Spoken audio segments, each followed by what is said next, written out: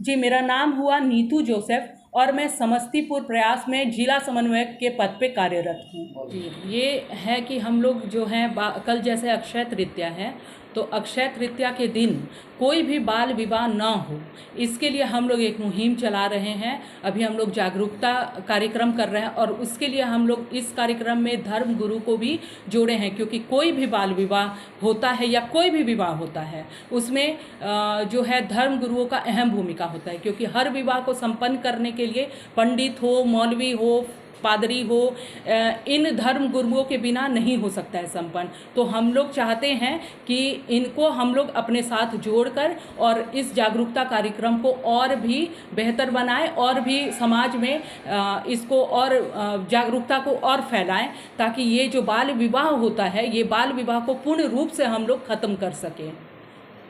बाल विवाह जो हो रहा है, तो बाल विवाह कहीं हो रहा है, अगर आप लोग की टीम को सूचित किया जाए तो आप लोग क्या वहां पहुंच पाएंगे? जी, बिल्कुल पहुंच पाएंगे और हम लोग समय रहते पहुंच जाते हैं और पहुंचकर उस विवाह को, कई ऐसे मामले हैं जिसमें हमने बाल विवाह को रोका है। अगर हम लोग 24-25 की बात करें तो हम लोग इस 24-25 में लगभग 1500 शादी है जिसको समझा बुझा के हो या फिर अंडरटेकिंग के माध्यम से हम लोगों ने रोका है बाल विवाह को। के क्या क्या फायदे हैं और क्या क्या नुकसान है बाल विवाह के? और तो कम से कम कोई भी लड़की अगर है तो उसको कितनी कम से कम उम्र में शादी करनी चाहिए उसके गार्जियन को, अगर लड़का है तो कितनी उम्र में करना चाहिए? सबसे पहले तो बताएंगे सर कि बाल विवाह का कोई फायदा है ये नहीं है, वो उसका सिर्फ नुकसान है। ना फायदा है ना, भोज खाने वाले को देखे हैं। वो तो भोज खाने वाले, तो उनके लिए भी नुकसान है। उनको नहीं समझदारी है सर कि वो भोज खाने वाले जो वहाँ शादी में पहुँच रहे हैं वो भी कानूनी प्रक्रिया के तहत वो एक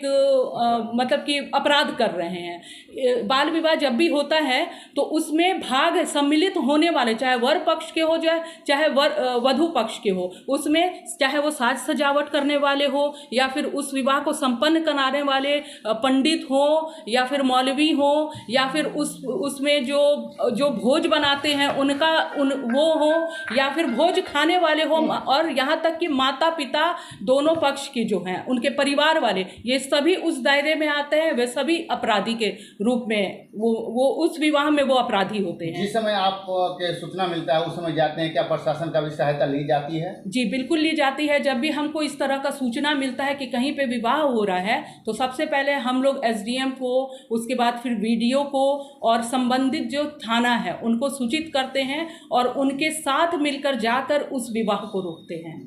आप लोगों का किस तरह का एक्शन वहाँ पर लिया जाता है? वहाँ पे हम लोग जैसे वहाँ पहुँचते हैं और पहुँचने के बाद फिर अगर कानूनी प्रक्रिया है तो हम लोग अंडरटेकिंग के माध्यम से उस विवाह को रोकते हैं। उस अंडरटेकिंग में उनको ये शपथ लेना पड़ता है कि अगर बच्ची है, लड़की बच्ची है तो वो 18 वर्ष से कम उम्र में शादी नहीं करेंगे। अगर लड़का है तो वो 21 वर्ष से कम उम्र में अपने बच्ची की शादी नहीं, ये उनको शपथ लेना पड़ता है उस शपथ पत्र को भरकर। अगला बात क्या रखते हैं?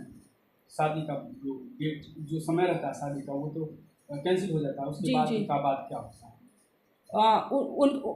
उनको समझाते हैं। फिर हम लोग अगर हम लोग संस्था की तरफ से तो हम लोग उसका फॉलो अप करते रहते हैं कि ऐसा ना हो कि इधर रोक दिए हैं और समझदारी ना हो तो किसी और के समझाने बुझाने से, चढ़ाने बढ़ाने से, बढ़ाने फुसलाने से वे कुछ इस तरह का आगे जाके गलती करें। तो ये हम लोग फॉलो अप करते रहते हैं और उनको बताते हैं कि आपने यदि ये अंडरटेकिंग भरा है तो वो क्यों भरा है और अगर आपने ऐसी गलती की तो आपको कानूनी प्रक्रिया में क्या हो सकता है सजा, ये हम उनको